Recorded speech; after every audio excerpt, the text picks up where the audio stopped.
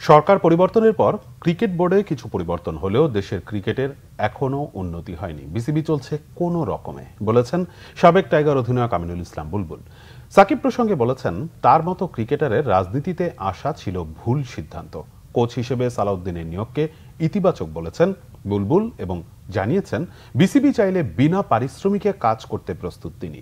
বর্তমানে ICC development manager হিসেবে দায়িত্ব পালন করছেন বুলবুল। শারজায় আফগানিস্তানের কাছে বাংলাদেশের পরাজয় মাঠে বসে দেখে হতাশ হয়েছেন সাবেক এই অধিনায়ক। বাংলাদেশ দলের ব্যর্থতার কারণগুলো তুলে ধরেছেন নিজের ফেসবুকে। বুলবুল লিখেছেন, দলকে খুব ক্লান্ত দেখাচ্ছিল, তাদের কোনো পরিকল্পনাই ঠিকভাবে এগোচ্ছিল না। অধিনায়ক নাজমুল শান্তর ক্যাপ্টেন্সি ছিল অপরিকল্পিত। তিনি বলেন, 5 আগস্ট দেশের রাজনৈতিক পট পরিবর্তনের পর সরকারের পক্ষ থেকে তার সাথে যোগাযোগ করে দিক নির্দেশনা চেয়েছিল। তিনি দেশের ক্রিকেটের উন্নয়নে বেশ কিছু আইডিয়া শেয়ার করেছিলেন, কিন্তু তার কোনো বাস্তবায়ন এখনো হয়নি।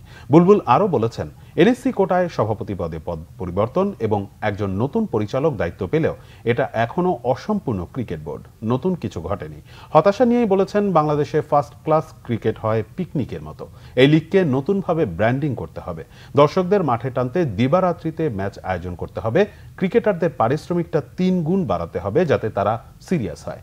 আর জাতীয় দলে ঘন ঘন কোচ পরিবর্তন কোনো ইতিবাচক ভূমিকা রাখবে না, বলেছেন দেশের অভিষেক টেস্ট সেঞ্চুরিয়ান।